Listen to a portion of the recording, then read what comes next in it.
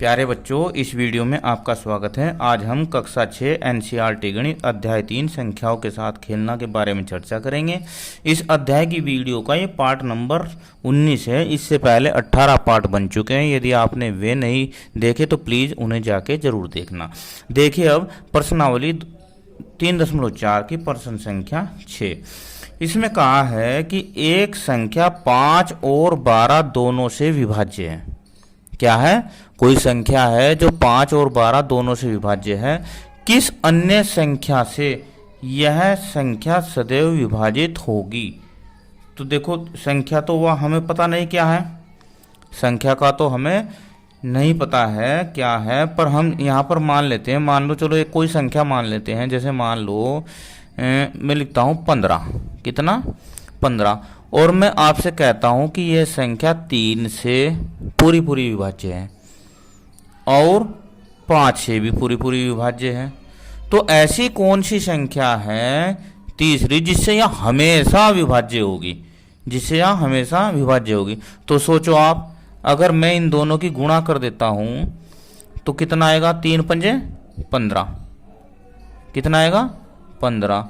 और 15 से यह संख्या हमेशा विभाज्य होगी।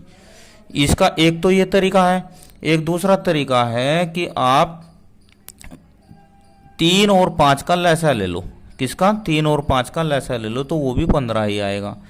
ठीक है, तो अब हम इधर इस सवाल को करते हैं। तो हम यहां लिखते हैं संख्या 5 और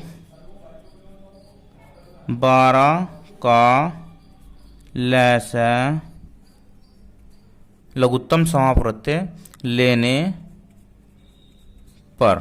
चलो लसा कैसे लेते हैं? 5 और 12 अभाज्य संख्याओं से इन्हें हम भाग करते हैं।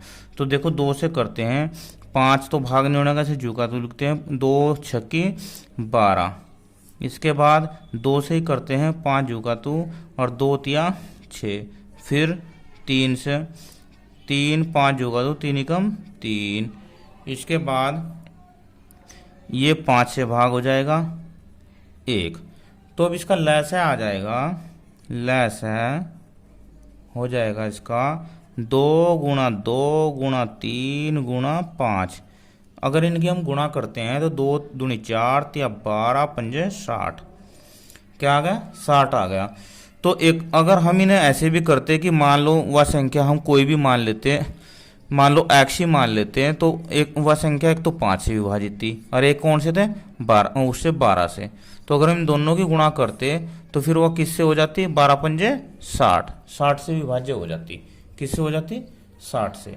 ठीक है, तो इस प्रकार वह संख्या हमेशा 60 से विभाज्य होगी। ये इसका आंसर।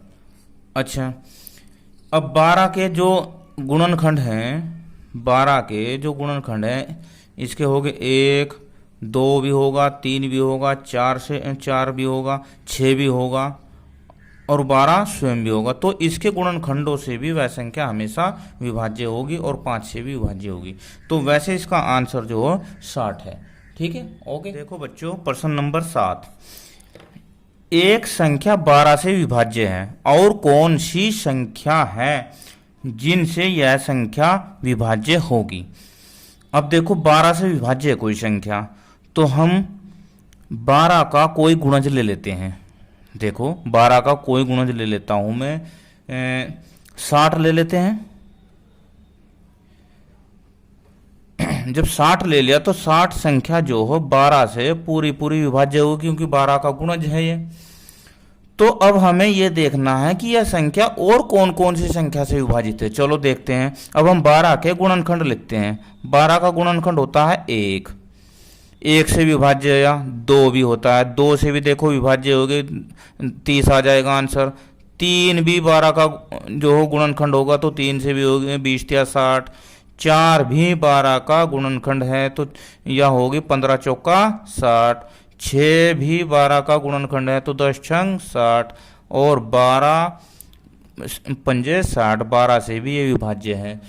तो अब समझ में आ गया, यानी कि जो भी 12 के गुणज होंगे वह कोई संख्या जो कहा हमने एक संख्या वह 12 की गुणज है, क्योंकि 12 से विभाज्य है वह। तो इसे हम इस प्रकार करते हैं, प्रश्न को यहाँ लिखते हैं संख्या 12 के गुणनखंड। क्या?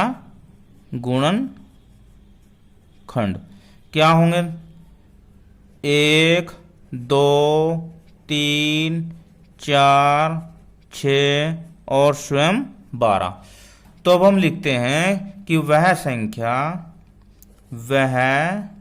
संख्या जो भी है कोई 1 2 3 4 6 से विभाज्य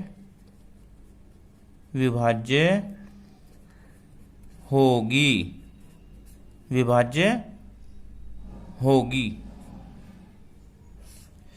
क्योंकि 12 से तो अविभाज्य है ही, 12 इसलिए हमने नहीं लिखा। तो ये इसका आंसर। वीडियो कैसी लगी मुझे कमेंट में ज़रूर बताना। Thank you, have a nice day.